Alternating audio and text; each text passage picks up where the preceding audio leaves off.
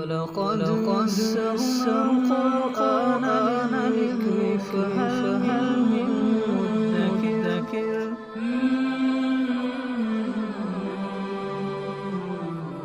سورۃ المائدہ آیت نمبر 57۔ اعوذ باللہ من الشیطان الرجیم، بسم اللہ الرحمن الرحیم۔ یا ایہا الذین آمنوا لا تتخذوا الذین اتخذوا دینکم ہزوا ولعبا من الذین اوتوا الکتاب من قبلکم والکفار اولیاء واتقوا اللہ ان کنتم مؤمنین وَإِذَا نَادَيْتُمْ إِلَى الصَّلَاةِ اتَّخَذُوهَا هُزُوًا وَلَعِبًا ذَلِكَ بِأَنَّهُمْ قَوْمٌ لَا يَعْقِلُونَ۔ اے ایمان والو، لا تتخذوا، مت دوست بناؤ۔ یہ تتخذوا کے بعد آپ دیکھیں کہ آگے اگلی لائن میں آ رہا ہے والکفار اولیاء۔ یہ جو اولیاء ہے نا، یہاں سے ہم ترجمہ کر رہے ہیں۔ اے ایمان والو، دوست مت بناؤ۔ لا تتخذوا اولیاء، دوست مت بناؤ۔ کن کو دوست مت بناؤ؟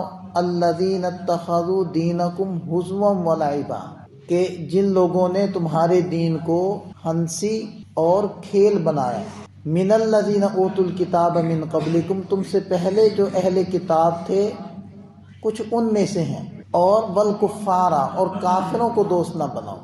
یہ کافروں کو دوست نہ بنانے والا جو حکم تھا یہ پچھلے رکوع کے اندر بھی گزر چکا ہے، اور ہم نے اس کے اوپر تفصیل سے بات کر لی تھی کہ دوست بنانے سے مراد تھی قلبی دوستی، دلی محبت، کیونکہ یہ فطرت انسانی ہے کہ جس سے قلبی محبت کرے گا تو اس کے اثر کو قبول کرنا شروع کر دے گا۔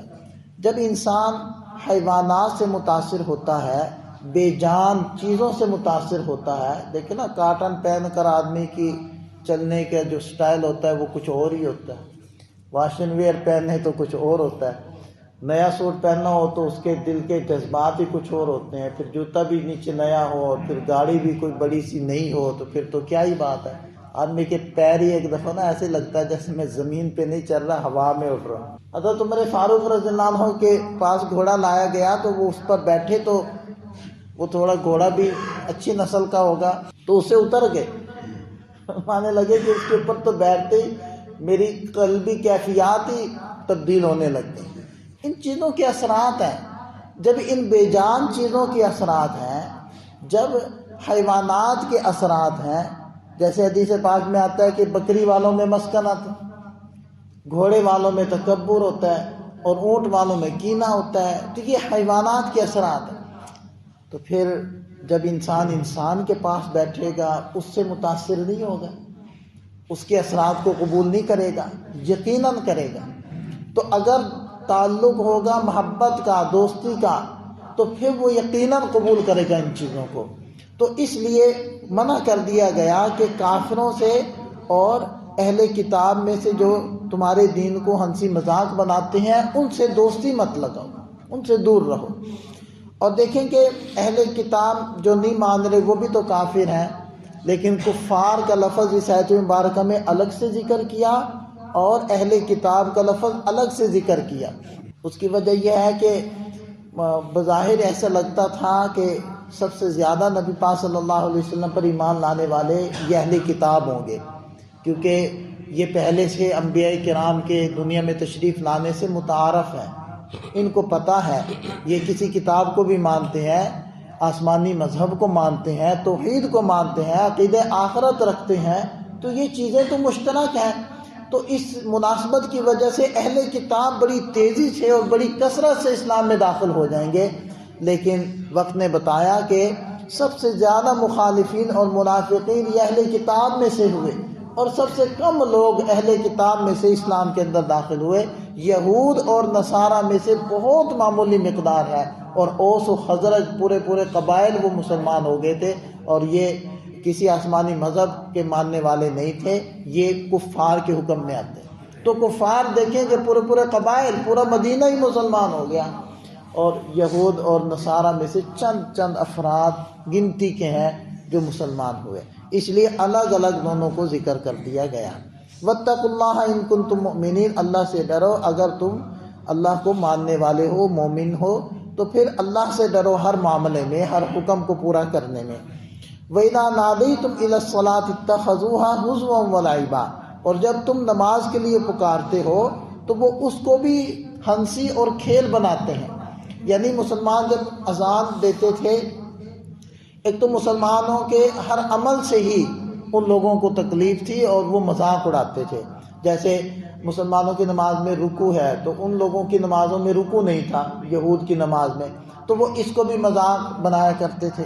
ایک صاحب نے بتایا کہ ہم جس ملک میں رہتے ہیں وہ ہمارے سجدے پر ہنستے ہیں کہ دیکھو جی یہ کیسی عبادت ہے کہ جس میں انسان اشرف المخلوقات ہے، انسان بڑھیا ہے، بہتر ہے، اور وہ اپنے ماتھے کو زمین پر رکھ رہا ہے۔ تمہیں یہ تو نظر آ رہا ہے کہ انسان اشرف المخلوقات ہے، ماتھے کو زمین پر رکھ رہا ہے، تم یہ نہیں جانتے کہ کس کے سامنے رکھ رہا ہے؟ وہ رب الناس کے سامنے رکھ رہا ہے، اس کائنات کے رب کے سامنے رکھ رہا ہے، وہ تو اس چیز کے لائق ہے کہ اس کے سامنے پیشانی کو رکھا جائے۔ تو بہرحال وہ اس چیز کا بھی مذاق اڑاتے تھے۔ وَإِذَا نَادَيْتُمْ إِلَى الصَّلَاةِ، جب تم نماز کے لیے اذان پڑھتے ہو تو اس کا بھی وہ لوگ مذاق اڑاتے ہیں۔ اور مدینہ طیبہ میں ایک نصرانی تھا، وہ جب مؤذن کہتا اشہد ان محمد الرسول اللہ، تو اس پر وہ آگے سے کہتا کہ اللہ کاذب کو جلا دے۔ مطلب اس کے الفاظ یہ تھے کہ اس کا مطلب یہ تھا کہ یہ کاذب ہے، یعنی حضور نبی کریم صلی اللہ علیہ وسلم اللہ کے رسول نہیں ہیں، یہ اس کا گمان تھا، اور وہ یہ سمجھتا تھا کہ یہ اذان میں یہ الفاظ پڑھنے والے کاذب ہیں۔ تو اس موقع پر وہ کہا کرتا تھا کہ اللہ کاذب کو جلا دے۔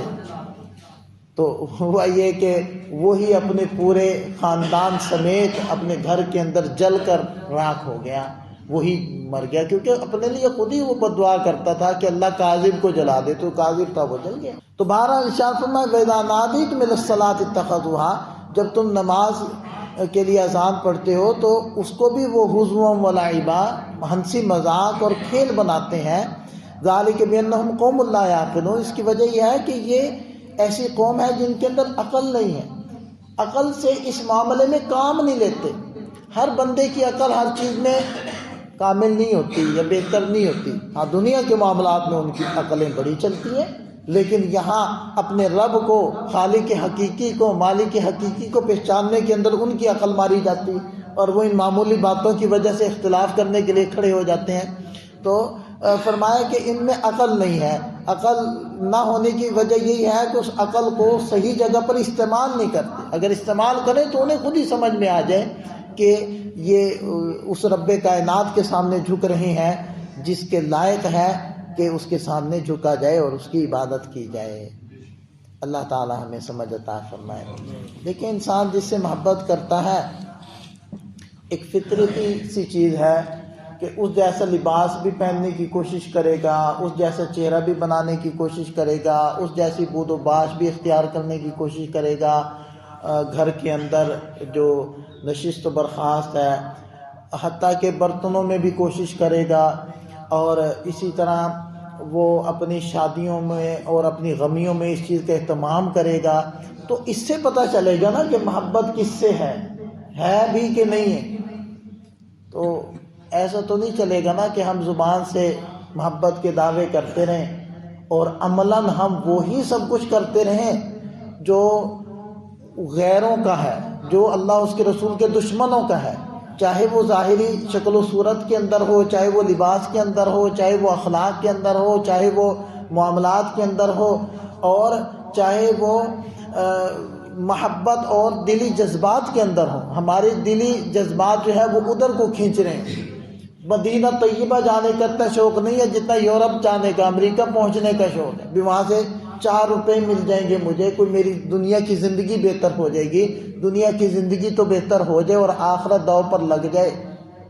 جبکہ تم یہاں رہتے ہو تو یہاں آپ کی آخرت بنے، اور بھلے دنیا اتنی نہ بنے تو یہ معاملہ اور سودا یہ سستا نہیں ہے۔ لیکن دیکھ لیں کہ ہماری ترجیحات کیا ہیں، ہماری ترجیحات تو کچھ اور ہیں۔ تو بہرحال ہر بندہ فیصلہ کر سکتا ہے کہ مجھے دلی محبت کس سے ہے، بس اللہ اس کے رسول سے قلبی اور دلی محبت آدمی کو پیدا کرنے کی کوشش کرتے رہنا چاہیے، کیونکہ یہ اختیاری چیزیں ہیں، یہ غیر اختیاری چیزیں نہیں ہیں۔ ماں باپ سے محبت، روپے پیسے سے محبت، چیزوں سے محبت، یہ غیر اختیاری، طبعی اور فطرتی اور پیدائشی ہوتی ہیں۔ ان میں انسان کو کچھ کرنا نہیں پڑتا، بلکہ اور ان کو کم کرنے کی کوشش کرنی پڑتی ہے۔ پیسے، روپے پیسے کی چیزوں کی محبت کو نکالنا پڑتا ہے، ورنہ یہ بچپن سے ہی پیدائشی طور پر ہے۔ لیکن اللہ اس کے رسول کی محبت پیدائشی نہیں ہوتی، یہ پیدا کرنی پڑتی۔ تبھی تو حضرت عمر فاروق رضی اللہ عنہ نے جب کہا تھا کہ اللہ کے رسول مجھے اپنی ذات سے صرف ذات کے علاوہ بقیہ ہر چیز سے آپ زیادہ محبوب ہیں، تو آپ علیہ السلام نے فرمایا تمہارا ایمان ہی مکمل نہیں ہو سکتا، کسی کا بھی ایمان مکمل نہیں ہو سکتا جب تک کہ میں اس کے نزدیک اس کی جان سے بھی زیادہ محبوب نہ ہو جاؤں۔ پھر انہوں نے کہا کہ اللہ کے رسول اب آپ مجھے میری جان سے بھی زیادہ محبوب ہو گئے۔ فرمایا الآن یا عمر اب تیرا ایمان مکمل ہوا۔ تو اللہ اس کے رسول سے محبت انسان کو پیدائشی طور پر نہیں ہوتی، یہ پیدا کرنی پڑتی ہے۔ اس لیے تو تذکرے کہا گیا کہ ایسے محافل میں بیٹھو، اللہ اس کے رسول کے تذکروں کو سنو، بولو اور سوچو کہ ان کے کتنے احسانات ہیں، تاکہ وہ محبت کا جو لیول ہے وہ بڑھے، وہ زیادہ ہو۔ یہ تو ہمیں کوشش کر کے اپنے اندر بڑھانی پڑے گی، تو ہمیں اس چیز کی کوشش کرتے رہنا چاہیے۔